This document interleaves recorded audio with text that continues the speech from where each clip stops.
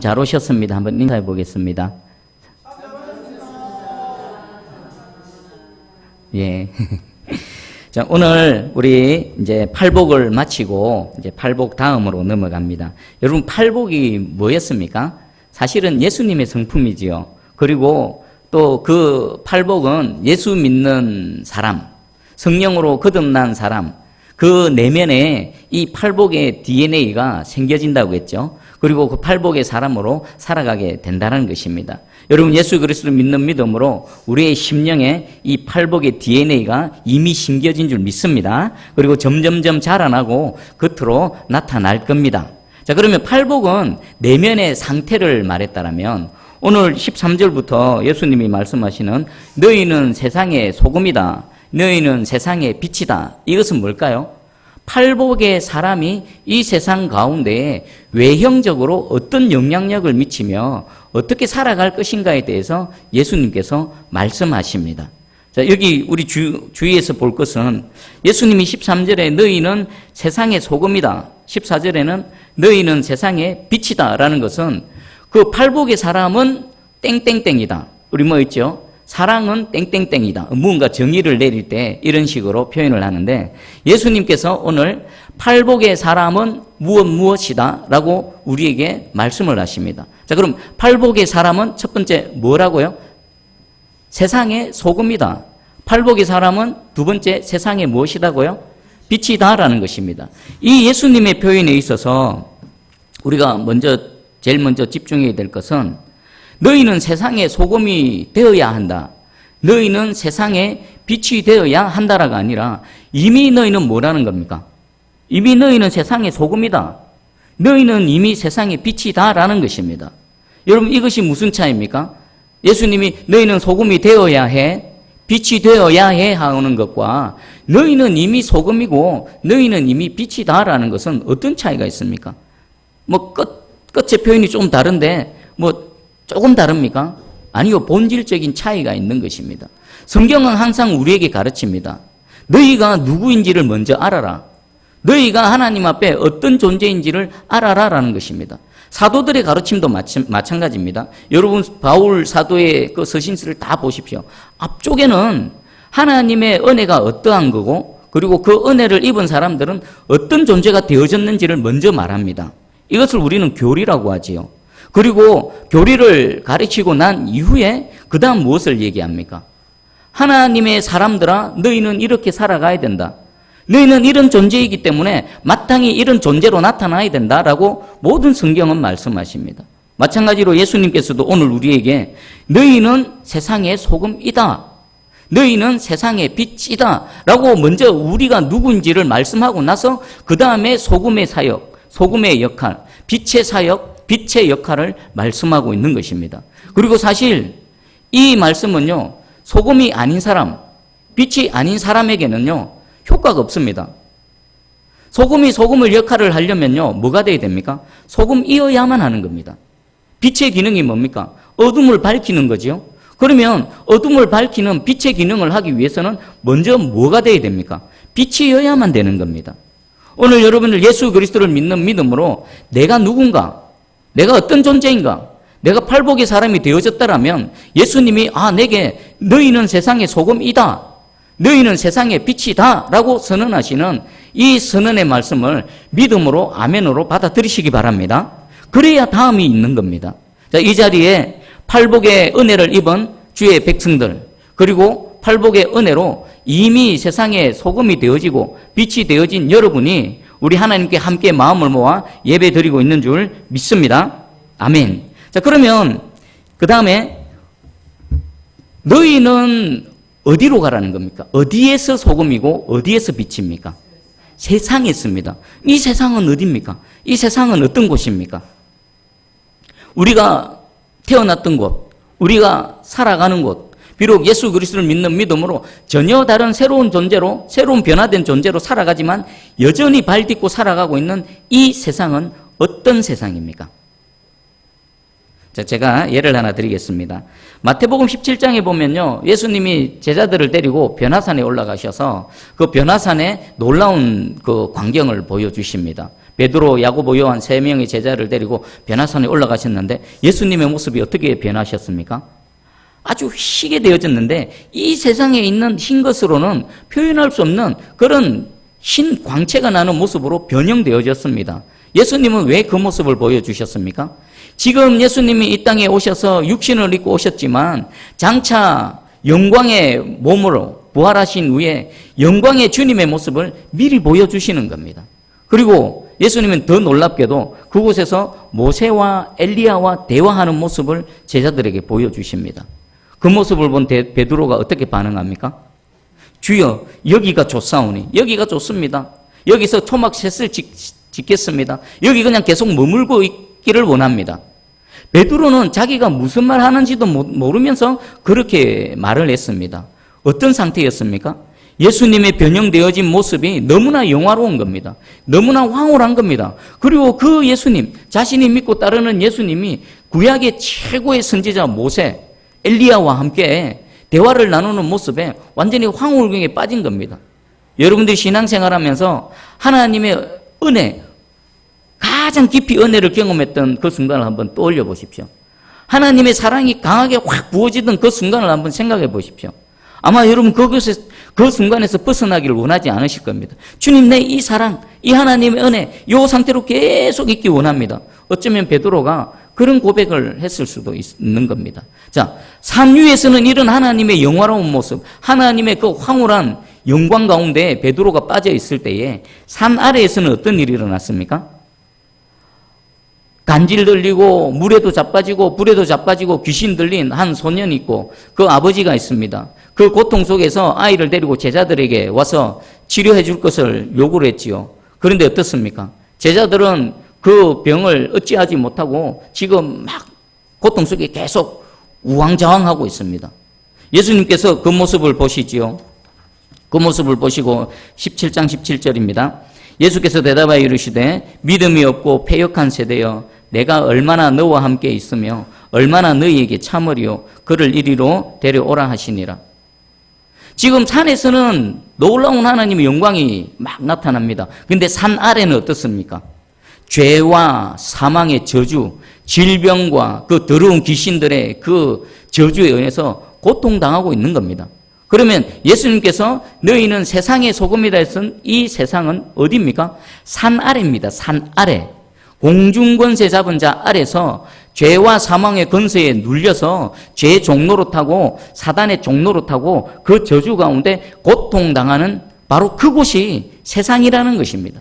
예수님은 그 세상에 향해서 뭐라고 정의합니까? 믿음이 없고 패역한 세대요. 이 세상은요, 믿음이 없는 곳입니다. 우리가 살아가야 되고 우리가 가야 될 그 세상은요, 패역한 세대입니다. 예수님이 또 다른 곳에 이 세상을 향해 정의를 내리셨죠. 악하고 음란한 세대라고 했습니다.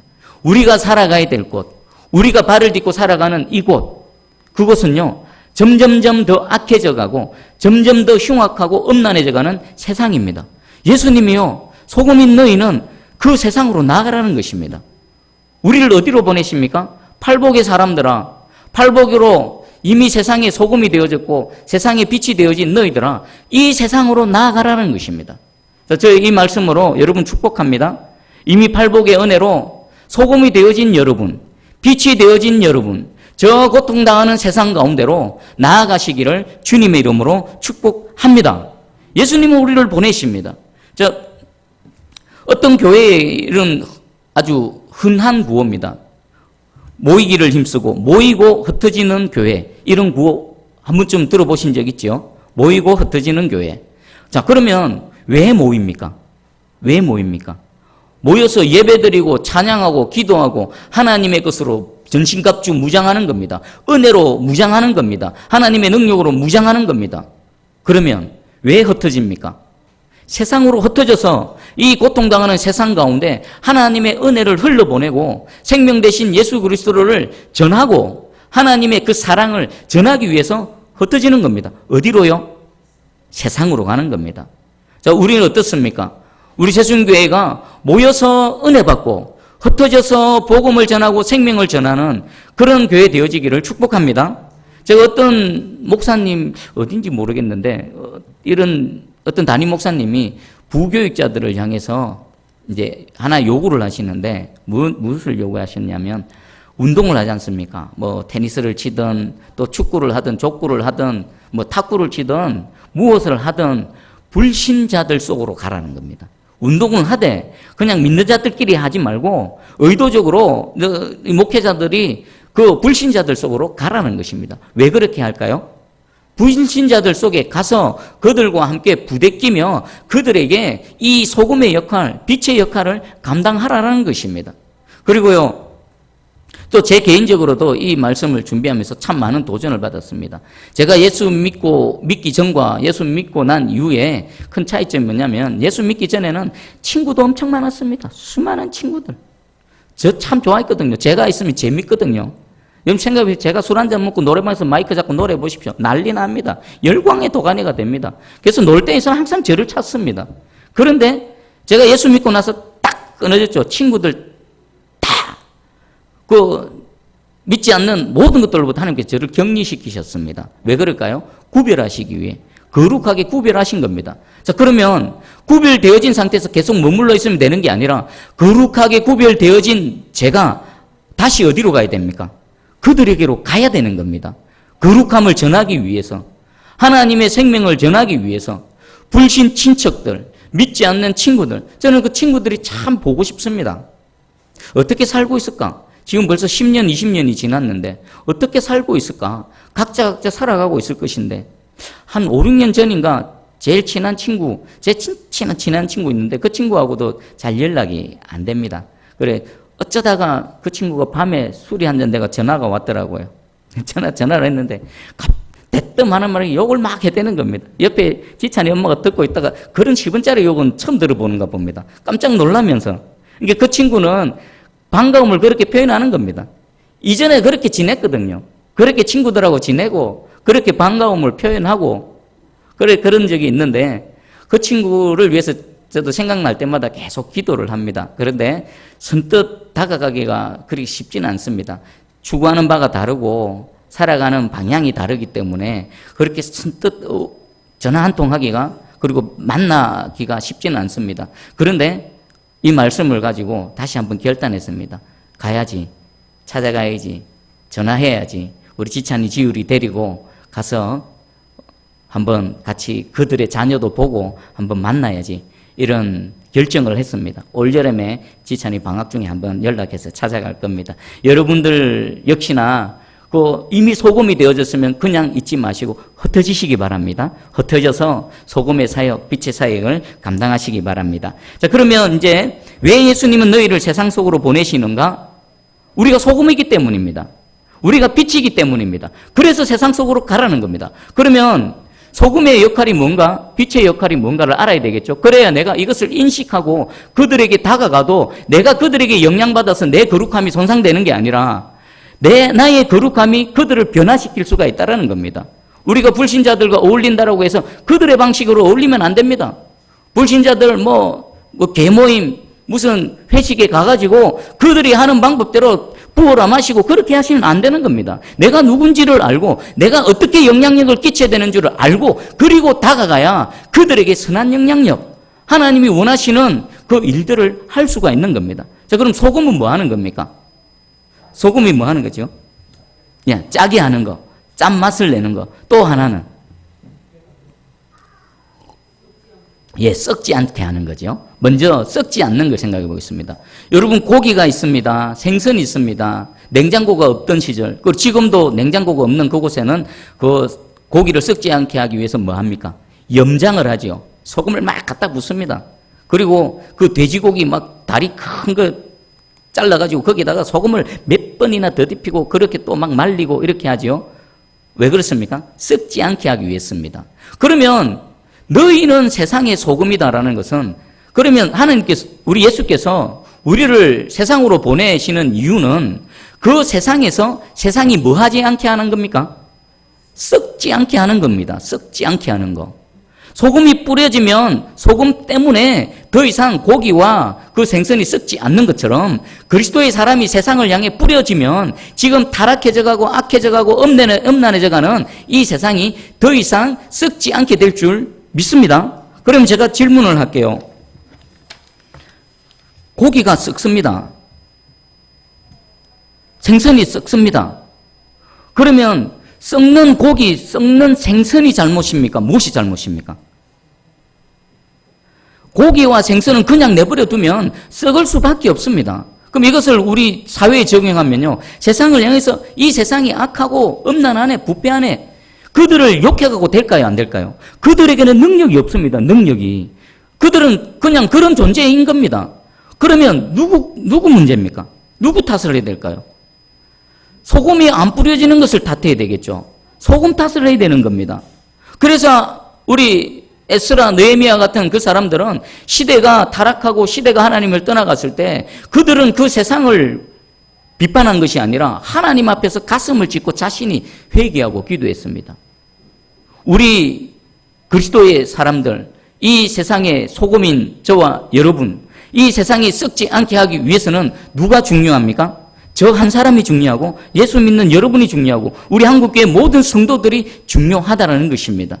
우리 이 소금의 역할을 잘 감당해서 더 이상 썩지 않는, 더 이상 타락하지 않는 우리 한국교회 또 이 나라와 민족 되기를 축복합니다. 그리고 두 번째는 짠맛을 내는 거지요. 맛. 모든 음식에 소금이 안 들어가면 어떻게 됩니까? 아무리 맛있는 A 트리플 소고기라 하더라도 거기 소금이 안 들어가면 맛이 납니까? 안 납니까? 안 납니다. 모든 음식에는 맛이 들어가야 됩니다. 소금이 있어야 맛을 냅니다. 그리고 소금을 통해서 그 고유의 맛을 극대화시키는 겁니다. 이걸 달리 또 해석하면요, 하나님께서 창조하신 창조 목적대로 존재할 수 있도록 소금이 도와준다라는 것입니다. 그러면 나라가 나라의 역할을 못하고 있습니다. 정부가 정부의 역할을 하지 못하고 있습니다. 그 정치인이 정치인의 역할을 하지 못합니다. 교육계는 교육계의 역할을 하지 못합니다. 그럼 누구 잘못입니까? 누가 역할을 못한 겁니까? 소금이 뿌려져서 맛을 내지 않기 때문인 겁니다. 그러면 두 가지를 한번 보면 소금에서의 두 가지 문제점입니다. 하나는 소금이 뿌려지지 않는다는 겁니다. 어떤 분이 이렇게 표현합니다. 소금은 소금인데 아주 맛을 잘 내는 소금인데 소금병에만 가만히 닫혀 있습니다. 갇혀 있습니다. 그러면 소금의 역할이 됩니까? 안 됩니까? 병에 있는 소금이 어떻게 됩니까? 필요한 곳에 막 뿌려져야 됩니다. 뿌려져야 돼. 그러면 우리는 어떻게 됩니까? 먼저 이곳에서 모여서 은혜를 받았습니다. 은혜 받고 할렐루야 전신갑주, 말씀의 전신갑주를 입었습니다. 그러면 어디로 가야 될까요? 뿌려져야 됩니다. 가정에 뿌려져야 되고요. 여러분 직장에 뿌려져야 되고요. 믿지 않는 마을, 믿지 않는 불신자들 속으로 여러분들이 하나하나 소금 알갱이가 되어져서 뿌려지셔야만 되는 겁니다. 그런데 조금 우리 현재의 한국 교회는 문제점이 있습니다. 뭐냐? 교회가 성도들을 울타리 안에 딱 갖다 놔놓고 세상으로 안 뿌리는 겁니다. 안 뿌려. 여러분 주변에 여러분 아는 교회 한번 둘러봐 보십시오. 그 교회의 프로그램이나 시스템 보면 어떤 교회는 월요일 빼놓고 화요일 모이고 수요일 모이고 목요일 모이고 금요일 모이고 토요일 모이는 그런 교회가 있습니다. 과연 그게 옳을까요? 과연 옳을까요? 그리고 그런 성도들은 행복할까요? 그럼 그렇게 시스템을 돌리는 목회자의 의도는 뭘까요? 예수님은 그거 옳지 않다고 말합니다. 모여서 정해진 시간에 예배드리고 은혜 받고 나머지는 어디로 가야 됩니까? 소금으로 나가서 흩뿌려져야만 되는 것입니다. 여러분 우리 교회가 우리 새순교회가 주님 다시 오시는 그날까지 그런 교회 되어지기를 간절히 소망합니다. 그리고 두 번째는 더 중요한 겁니다. 뿌려지지 않는 것도 문제지만요, 맛을 잃은 것도 문제입니다. 소금이 그 맛을 잃는다. 자, 여기서 소금은요 우리가 생각하는 소금하고 좀 다릅니다. 우리는 완전히 정제져진 소금을 사용하고 있죠. 그래서 소금이 맛을 잃는다는 게 잘 이해가 안 됩니다. 근데 지금 예수님이 말씀하시는 유대 사회, 유대 지역의 그 당시 소금은요, 어떤 돌에, 하얀 돌인데 나트륨 성분이 많은 그런 돌이 있습니다. 근데 거기서 비가 온다든지 물기가 있다든지 해서 그러면 나트륨 성분이 씻겨져 나가면 모양은 똑같이 하얀색 소금 덩어리인데 나트륨 맛은 다 빠져나가 버리는 겁니다. 지금 예수님이 그것을 말하는 겁니다. 모양은 그리스도인인데 문의는 교회에 왔다 갔다 하고 문의는 기도하고 예배 드리는 것 같은데 진짜 소금의 성분인 나트륨 성분이 싹 다 빠져나간 겁니다. 세상에 다 빠져나가 버리고 이리저리 다 빠져나가 버리면요, 우리 그리스도인, 나는 그리스도인이라고 하지만 맛을 잃은 소금이 얼마든지 되어질 수 있는 것입니다. 그 맛을 잃은 소금은요, 아무리 뿌려봐야 소용이 있습니까? 없습니까? 소용없습니다. 오늘 이 시간 여러분, 이 소금이 소금되기 위한 나트륨 성분이 하늘로부터 우리에게 더딥혀지기를 축복합니다. 하나님의 은혜로, 하나님의 능력으로 이 소금 성분이 회복되어져서 헛뿌려졌을 때 내가 있는 그곳에 부패가 방지되어지고 그 하나님께서 창조하신 그 창조물이 본래의 그 목적대로 잘 기능을 발휘할 수 있도록 그런 돕는 역할을 하는 저와 여러분 되기를 축복합니다. 아멘. 그리고 두 번째, 빛입니다. 여러분, 빛의 기능은 뭐가 있습니까? 빛은 어둠을 밝히는 겁니다. 여러분, 어둠을 몰아낼 수 있는 어떤 방법이 있을까요? 칠흑 같은 어둠이 있습니다. 그 어둠을 몰아낼 수 있는 다른 방법, 빛 외에는 없습니다. 어둠을 몰아내는 것은 빛 외에는 없습니다. 얼마나 중요한 말씀을 하는지 모릅니다. 그러니까 이 타락하고 부패해져가고 멸망길로 가는 이 세상에 유일한 소망은 누구밖에 없는 겁니까? 저와 여러분, 예수 믿는 교회의 성도밖에 없는 겁니다. 다른 방법이 없는 겁니다. 너희가 빛이고 너희가 빛을 받았고 그 빛을 비춰야만 이 공중권세, 사망의 어두운 권세에서 이 세상을 구해낼 수 있다는 겁니다. 우리 요한복음 1장 5절, 빛이 어둠에 빛이 돼 어둠이 깨달지 못하더라. 요한복음 1장 9절에 참빛 곧 세상에 와서 각 사람에게 비추는 빛이 있었나니, 이 빛이 누구십니까? 예수 그리스도십니다. 우리는 빛을 자체적으로 낼 수 있는 발광체가 아닙니다.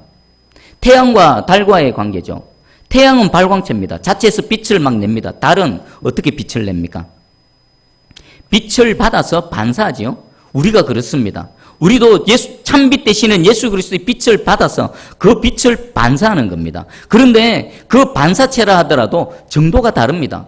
어떤 사람은 어떤 유리 같은 데는 아주 선명하게 빛이 반사되지요. 그런데 둔탁하고 거울이긴 한데 거울에 때가 많이 끼었고 거울에 불순분이 많으면 빛의 반사가 어떻습니까? 정도가 떨어지는 겁니다. 깨끗한 거울이 그 빛을 잘 반사할 수 있듯이 우리도 하나님 앞에 거룩하고 정결할 때에 그 참빛이 어두운 세상 가운데 더 밝게 비칠 줄 믿습니다. 그리고 이 빛이 어디에 위치해야 되는가? 우리 14절, 15절 한번 같이 읽어보겠습니다. 시작. 너희는 세상의 빛이라 산 위에 있는 동네가 숨겨지지 못할 것이요 사람이 등불을 켜서 말 아래에 두지 아니하고 등경 위에 두나니 이름으로 집 안 모든 사람에게 빛이 느니라. 아멘. 너희는 세상의 빛인데 이 빛은 어둠이 있는 곳에는 반드시 빛은 드러나게 되어져 있습니다. 그리고 이 빛을 말 아래에 두지 않고 등경 위에 둔다. 이게 무슨 말일까요? 말 아래에 두지 않고 등경 위에 둔다. 우리 킹제임스 버전에 이렇게 번역되어 있습니다. 또 사람들이 촛불을 켜서 곡식되는 말, 대박이라고 합니다. 대박, 곡식되는 말. 대박 아래에 두지 아니하고 촛대 위에 두나니. 대박 아래에 그 초를 둔다는 건 뭡니까? 불을 켜놔놓고 덮어버리는 겁니다. 그러면 덮어버리면 그 촛불이 아무리 빛을 발한다 해본들 바깥에 영향을 미칠 수 있습니까? 없습니까? 영향 못 미치는 겁니다. 그래서 촛불을 켜면 촛대 위에 당당하게 둔다는 것입니다. 그러면 예수 그리스도의 사람들이 어디로 나가야 됩니까? 역시나 세상 가운데로 나가야 된다는 겁니다. 교회 안에 꼭꼭 숨어 있어서는 안 되고요. 어떤 수도원의 중세시대의 수도원처럼 세상은 너무 더러워, 세상은 너무 타락해서 나는 그 더러운 세상과 함께 할 수 없어, 나는 경건하게 살 거야, 따로 분리해서 딴 곳에 외톨이로 있으면 안 된다는 것입니다. 그 세상 가운데 어둠을 향해서 당당하게 달려 나가라고 지금 예수님께서 말씀하고 계십니다. 할렐루야. 그리고 우리 이사야 60장 1절입니다. 일어나 빛을 발하라. 이는 내 빛이 이르렀고 여호와의 영광이 내 위에 임하였느니라. 이사야 선지자가 어두운 세상을 살아가고 있는 이스라엘 백성들을 향해서 외칩니다. 일어나라. 빛을 발하라. 왜 일어나서 빛을 발해야 됩니까? 그리고 어떻게 일어나서 빛을 발할 수 있습니까? 이는 네 빛이 이르렀다. 참 빛이 너에게 이르렀다라는 것입니다. 네 속에, 네 안에, 너를 향해 하나님의 빛, 그리스도의 빛, 생명의 빛, 진리의 빛이 일어났으니까 그 빛을 그냥 혼자 품고 있지 말고 일어나서 빛을 발하라는 것입니다. 우리 개인, 성도 개개인이 일어나서 빛을 발하시기 바랍니다. 그리고 우리 새순교회가 일어나서 이제는 빛을 발하는 그런 교회 되어지기를 간절히 소망합니다. 그리고 한국교회 울타리 안에 꽉꽉 갇혀있는 이 교회의 문이 활짝 열려서 모든 성도들이 저 어두운 세상을 나가는 어두운 밤하늘에 그 수십 마리, 수백 마리, 수천 마리의 반딧불이 되어졌던 것처럼 나아가서 어두운 세상을 밝히는 빛이 되기를 주님의 이름으로 축복합니다. 아멘. 자, 그리고 예수님은 이 빛을 어떻게 밝히는지 구체적인 예를 설명하십니다. 16절 한번 읽어봅니다. 16절 시작. 이같이 너희 빛이 사람 앞에 비치게 하여 그들로 너희 착한 행실을 보고 하늘에 계신 너희 아버지께 영광을 돌리게 하라. 아멘. 이 빛을 어떻게 비친다고요? 어떻게 하면 빛이 비치고 그 빛이 비친 결과로 하나님께 영광이 돌려집니까? 사람 앞에 빛을 비치는 게 뭡니까? 구체적으로 그들로 뭘 보게 하는 겁니까? 너희의 착한 행실을 보라는 겁니다. 착한 행실. 우리 조폭 영화에 보면은 여기 문신 착하게 살자.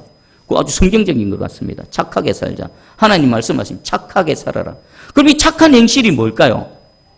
그냥 도덕적으로, 윤리적으로, 그냥 선한 삶? 물론 그것도 포함되어져 있습니다. 근데 좀 더 큰 근본적인 것을 말씀하고 있습니다. 우리 존 스토튼 목사님은 이 부분을 이렇게 설명하셨습니다. 착한 행실은 믿음의 행실뿐 아니라 사랑의 행실이기도 하다. 그것은 하나님께 대한 충성을 표현할 뿐 아니라 또한 다른 사람들에 대한 우리의 관심 역시 표현한다. 이 행실에는요, 두 가지가 있습니다. 하나님을 향한 믿음의 행실입니다. 우리가 매 순간, 모든 결정, 선택, 살아갈 때에 하나님을 믿는 믿음의 행실을 보여야 된다는 것입니다. 그것은 하나님만이 보시는 게 아닙니다. 옆에 믿지 않는 불신자, 어둠에 아직 여전히 갇혀있는 그들도 빛으로 살아가는 우리의 그 믿음의 행실을 보게 된다는 겁니다. 어떻게 해요? 와, 저렇게 힘든데, 저렇게 고난 중에서도, 저렇게 실패하고, 저렇게 좌절 속에 있으면서도 어떻게 찬양할 수 있지? 어떻게 믿음을 버리지 않을 수 있지? 우리 욥의 아내가 고난당하는 욥을 향해서 뭐라고 했습니까? 차라리 하나님 욕하고 죽어버려라. 왜 사노? 그러니까 살아 뭐하노? 욕하고 죽어라 했을 때 욥 뭐라고 했습니까? 끝끝내 믿음 붙들고요 하나님 찬양했습니다. 그 모습을 볼 때에 어둠에 있는 사람들, 믿지 않는 사람들이 어떻게 생각할 거예요? 도대체 뭐지? 예수 그리스도가 누구지? 예수님의 이름에 뭐가 있지? 무엇이 저 사람을 저렇게 견디게 만들지? 라고 믿음의 행실을 하나님만 보시는 게 아니라 믿지 않는 불신자들이 보고 시선이 하나님을 향하게 되어진다는 겁니다. 또 두 번째, 사랑의 행실은 누구를 향할 걸까요? 믿음의 행실이 하나님을 향한 거라면 이 사랑의 행실은 사람에게 향하는 겁니다. 어떻게 해요? 그들에게 관심, 그들에 대한 헌신, 그들에 대한 섬김, 이것을 통해서 그들이 주의 사랑을 보게 되어진다는 겁니다. 이 두 가지는요, 하나님을 향한 것이기도 하고 사람을 향한 것이기도 하지만 동시에 다 포함하는 겁니다. 여러분들의 행실이, 모든 행실이 하나님을 향한 믿음의 행실이 되기를 축복합니다. 그리고 모든 행실이 인간을 향한 사랑과 관심과 또 배려, 친절로 나타나는 이런 사랑의 행실이 되어지기를 축복합니다. 자, 그러면 이 말씀을 통해 지금 왜 한국교회는, 지금 우리는, 예수 믿는 사람들은 세상 사람들로부터 이렇게 멸시당하고 외면당하고 손가락질 당할까? 그 이유를 하나 알 수 있습니다. 우리 한국교회 여전히 하나님을 향한 믿음의 행실은 얼마나 투철합니까? 전 세계 교회 중에서 새벽 4시부터 일어나서 새벽기도 드리는 교회는 한국교회밖에 없습니다. 또 시간마다 성도들 얼마나 물질로 몸으로 땀 흘리며 주님 몸된 교회를 섬기며 헌신합니까? 하나님을 향한 믿음의 행실은 분명히 있습니다. 그런데 뭐가 부족할까요? 인간을 향한 사랑의 행실이 없습니다. 시장에 가면은 안 믿는 사람보다도 더 콩나물값 깎으려 그러고 손해 안 볼라 그러고 10원도 손해 안 볼라 그러고 악착같이 뭔가를 자기 이익을 챙기려고 그러고 세상 사람들은 그렇게 바라보고 있습니다. 뭐가 부족합니까? 이웃을 향한, 인간을 향한 사랑의 행실이 부족한 겁니다. 그래서 욕하는 겁니다. 그래서 뭐라 하는 겁니다. 조롱하는 겁니다. 니나 잘하세요. 그러는 겁니다. 우리 오늘 이 말씀을 통해서 여러분 자신을 한번 돌아보십시오. 나는 하나님을 향한 믿음의 행실이 어느 정도인가? 그리고 그 믿음의 행실의 수준에 맞게끔 내가 이 정도의 믿음의 행실이 있다면 주변에 함께 살아가는 인간, 특별히 불신자들을 향한 사랑의 행실은 어느 정도인가? 여기입니까? 우리 어디 있습니까? 우리 여기 있습니까? 여기 있습니까? 이 두 개가 균형을 이루는 그런 균형 잡힌 신앙이 되기를 주님의 이름으로 축복합니다. 그럼 정리를 해보겠습니다. 주님 우리에게 말씀하십니다. 너희는 이미 소금이다. 이미 빛이다. 그리고 어디로 보내십니까? 세상을 향해 나아가라. 그 세상은 고통당한 곳이다. 그 세상은 소금이 필요하고 그 어두운 세상에는 빛이 필요하다. 그래서 내가 너희를 소금으로 만들었고 내가 너희를 빛으로 만들었다. 빛을 비추고 있다. 계속 내가 빛을 비춰줄 테니까 그 어두운 세상 가운데 나의 빛을 비추어라. 그 소금의 역할 더 부패하지 않도록, 더 썩지 않도록, 그리고 존재 목적대로 존재할 수 있도록 소금의 역할을 감당해라. 뿌려져라. 라고 말하고 있습니다. 그럼 이것 가지고 우리 또 기도 제목을 삼을 수 있겠죠. 하나님, 내가 먼저 진짜 소금이 되게 해주십시오. 내가 먼저 진짜 빛이 되게 해주시옵소서. 그래야 소금 역할을 할 수 있고 빛의 역할을 할 수 있는 겁니다. 하나님이 인정하시는 그런 믿는 사람이 아니면요, 이건 소금이 아니기 때문에, 빛이 아니기 때문에 아무리 헛뿌려봐야 아무런 역할도 하지 못하는 겁니다. 주여, 첫 번째입니다. 내가 진짜 소금이 되고 내가 진짜 빛이 되게 해주시옵소서. 그 다음에 소금의 맛을 낼 수 있도록 또 빛을 내되 희미한 반딧불이 아니라 모세가 주님과 대면하고 나왔을 때에 얼굴에서 하나님의 찬란한 빛이 수건으로 얼굴을 가릴 수밖에 없는 그런 찬란한 빛이 모세의 얼굴에서 광채가 났습니다. 우리에게도 이 은혜를 주셔서 저 어두운 세상 가운데 그 찬란한 하나님의 그 참빛, 영광의 빛을 비출 수 있도록 은혜 베풀어 주시옵소서. 믿음의 행실, 사랑의 행실이 균형 잡히게 하여 주셔서 우리의 모든 존재가 하나님께 영광 올려드리게 해 주시옵소서. 여러분 기도하기를 원합니다. 반주해 주시고 오늘 선포되어진 말씀 붙들고 여러분 자신을 한번 돌아보시고 한번 함께 기도하며 나가기 원합니다. 기도하겠습니다.